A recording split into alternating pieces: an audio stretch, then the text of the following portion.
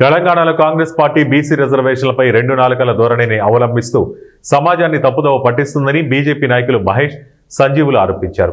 పెద్దపల్లి జిల్లా గోదావరికని ప్రధాన చౌరస్తాలో పార్టీ శ్రేణులతో కలిసి ముఖ్యమంత్రి రేవంత్ రెడ్డి దిష్టిబొమ్మ దహనానికి యత్నించారు. కాంగ్రెస్ పార్టీకి ముఖ్యమంత్రికి వ్యతిరేకంగా నినాదాలు చేయడంతో పోలీసులకు బీజేపీ శ్రేణులకు మధ్య స్వల్ప తోపులాట జరిగింది. శాంతియుతంగా నిరసన తెలుపుతున్న నాయకులపై పోలీసులు దాడి చేయడాన్ని వారు తీవ్రంగా ఖండించారు. దేశానికి స్వాతంత్రం సిద్ధించిన నాటి నుండి నేటి వరకు కాంగ్రెస్ పార్టీ ఏ ఒక్క బీసీని ముఖ్యమంత్రిని చేసిన దాఖలాలు లేవని వారు విమర్శించారు. కాంగ్రెస్ అధినేత రాహుల్ గాంధీ అవగాహన రాహిత్యంతో బీజేపీపై బురద చల్లుతున్నారని వారు ఆగ్రహం వ్యక్తం చేశారు. కేంద్రంలో రిజర్వేషన్ల దామాషా ప్రకారం సంబంధ వర్గాలకు పదవుల పంపకం జరిగిందన్నారు.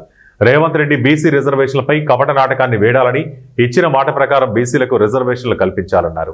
తెలంగాణలో కాంగ్రెస్ పార్టీ అళవికాని హామీలను గుప్పించి అమలు చేతగాక ప్రతిపక్షాలపై నిందలు వేస్తుందన్నారు.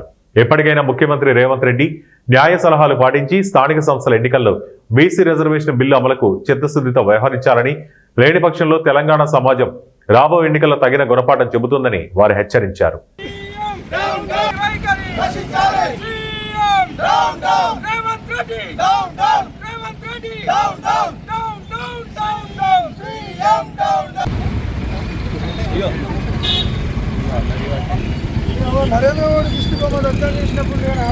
ప్రజాస్వామ్యయుతంగా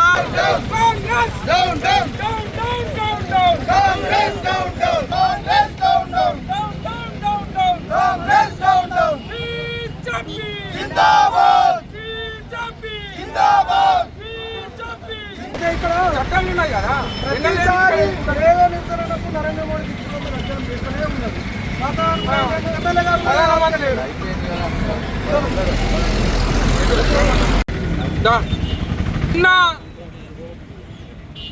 తెలంగాణ రాష్ట్రంలో అందరికీ కూడా తెలిసినటువంటి విషయమే. 42% బీసీల రిజర్వేషన్ పేరుతో కాంగ్రెస్ పార్టీ కపట నాటకాన్ని తెరలేపి ఒక రెడ్డి రిజర్వేషన్ సంబంధించినటువంటి జీవో ఇస్తాడు, ఇంకో రెడ్డి ఈ యొక్క రిజర్వేషన్ సంబంధించి కోర్టుల పిటిషన్ వేసి నిన్న బీసీలకు తీరని అన్యాయం చేసిండ్రు. ఈ యొక్క రాష్ట్రంలో అత్యధిక జనాభా కలిగినటువంటి బీసీలకు తీరని అన్యాయం చేస్తూ ఈ యొక్క కాంగ్రెస్ ఒక నాటకాన్ని తెరలేపింది. ఈ యొక్క దీన్ని బీసీ సంఘాలతో పాటుగా భారతీయ జనతా పార్టీ తరఫున తీవ్రంగా ఖండిస్తూ ఉన్నాం. ఈ యొక్క కార్యక్రమాన్ని నిరసన తెలియజేయడానికి ప్రజాస్వామ్యబద్ధంగా మేము వస్తే పాశవికంగా మా మీద దాడి చేసిండ్రు. మరి ఇది ఒక్కసారి తెలంగాణ ప్రజానికం అందరూ కూడా గుర్తించాల్సినటువంటి అవసరం ఉందని చెప్పేసి ఈ సందర్భంగా భారతీయ జనతా పార్టీ తరఫున మేము డిమాండ్ చేస్తా ఉన్నాం. చౌరస్తా వేదికగా స్థానిక శాసనసభ్యులు గౌరవనీయులు మక్కాన్ సింగ్ రాజ్ ఠాకూర్ గారు మరియు కాంగ్రెస్ నాయకులు వాళ్ళు భారతీయ జనతా పార్టీ మీద తీవ్రమైన ఆరోపణలు చేయడం జరిగింది. వాళ్ళు ఏమంటారంటే 42% బీసీ రిజర్వేషన్ అమలు కాకపోవడానికి కారణం ప్రతిపక్షాలట, భారతీయ జనతా పార్టీ అట. అదేవిధంగా బ్రిటిష్ జాతికి చెందిన నరేంద్ర మోడీ బలహీన వర్గాలను అణగారిన వర్గాలను అణచివేస్తాడని తీవ్రమైన ఆరోపణలు చేశారు. ఈ విషయము ముడ్డి కట్టుకొని పసిపిల్లగానికి చెప్పినా కానీ వాస్తవానికి కూడా ఆశ్చర్యపడిపోతారు. మీరు ఒకటే విషయాన్ని అర్థం చేసుకోవాలి. ఈరోజు 145 కోట్ల జనాభా కలిగిన అతిపెద్ద ప్రజాస్వామ్యమైన భారతదేశానికి ఒక బీసీ బిడ్డను నరేంద్ర మోడీని ప్రధానమంత్రిని చేసిన ఘనత భారతీయ జనతా పార్టీ.